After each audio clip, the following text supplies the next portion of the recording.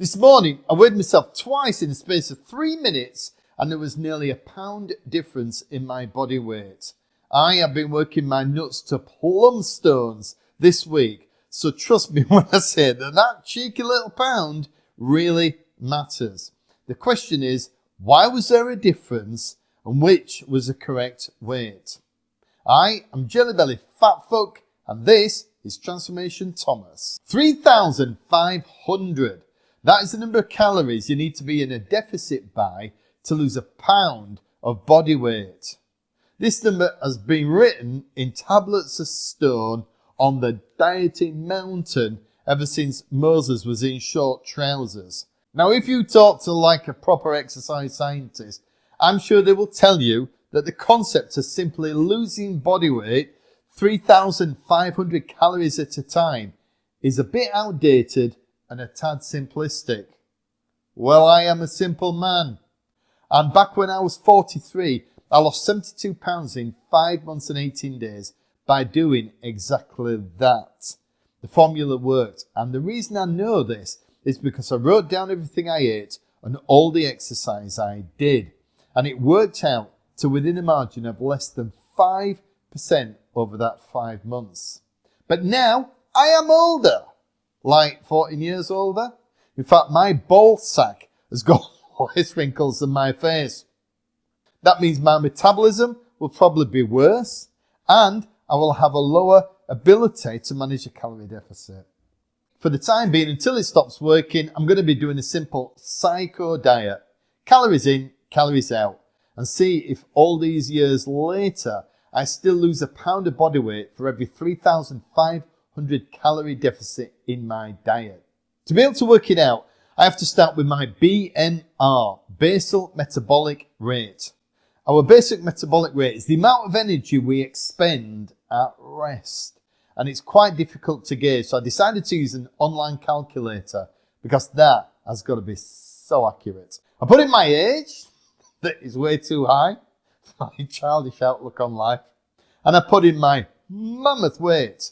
I also put in sedentary lifestyle because I spend most of my life sat on my arse working at home. And as you can see, it came back with 2,386 calories. Let's round that up to 2,400 calories for my tiny mind. These are the maintenance calories I need at rest. Now what I do is bolt on the calories burned doing exercise. For starters, I don't walk. Even though I know it's good for me, I would rather take my own appendix out with a rusty screwdriver. So boring. But I do have my gym work. About 50 minutes of humping iron per session. Last week it was 5 trips into my gains garage. Let's say 300 calories a pop. That's 1,500 for the week. An extra 215 a day average. Then the brutally horrible CV. I nearly killed myself doing it. And I'm going to be optimistic and say I burn around, say, 600 calories an hour. Last week I did 4 hours and 24 minutes. That's 2,640 calories I burned with a daily average of 377 calories. When you put my basal metabolic rate with my weight training and CV, I'm currently burning around, give or take, 3,000 calories a day. And as you can see from my spreadsheet, I am averaging about 1,600 calories a day. So that is a rough daily calorie deficit of 1,400 calories. Multiply that by 7 days and I get a weekly deficit of 9,800 calories. Divide that by the magical 3,500 calories per pound of body weight and my weight loss for the week should be 2.8 pounds. But at the top of this video, I said I had 2 weight measurements for this week. 261.4 pounds and 262.2 pounds. My weight last week was 263.8 pounds. So this number is a loss of 2.4 pounds. Hooray! But this one is a loss of just 1.6 pounds. Which one is correct? I'll tell you what happened. I got up this morning, weighed myself, and I was 262.2 pounds. Now, after a very tough week on the diet, only losing 1.6 pounds was kind of tough to see. After a few moments of crying in a corner and punching my teddy bear in the bollocks, I went back to weigh myself again, and I noticed something. If you look at this picture closely, you can see that the scales are not quite straight. They got slightly knocked and were out by maybe half an inch. Problem is, we like having the scales in the bathroom out of the way, but the floor in there is wooden with a slight spring. Now, I knew there might be a slight difference if they were not in exactly the same place every day, but I didn't think it would be that much different. Time for a change. I took the scales into another bathroom with some marble tiles, and I made sure it was level and immovable. I weighed myself again, and I was 261.4 pounds. Result. When it comes to weighing myself, I stick to 3 simple rules. 1, if I can, I weigh myself at the same time every morning. 2, I weigh myself after I have been to the toilet and I'm stark bollock naked. Do you want a picture, you filthy animal? 3, I weigh myself every day. Now, I appreciate I have just bored you to death talking about scales, but if you find any of this even remotely interesting, please subscribe to this channel and like the video. And comment even if you think that something is wrong and I am talking absolute bullshit. Back to the numbers. So, 261.4 pounds is my correct weight for the week, which puts my weight loss at 2.4 pounds. And I said that using my calculations, it should be about 2.8 pounds. Honestly, I'll take that. It's near enough. But let me be clear. This is about as far away from being a scientific experiment as I am from waking up next to Angelina Jolie in the morning. So don't take this as some kind of gospel truth. There are too many holes in it for that. For a start, I haven't mentioned NEAT.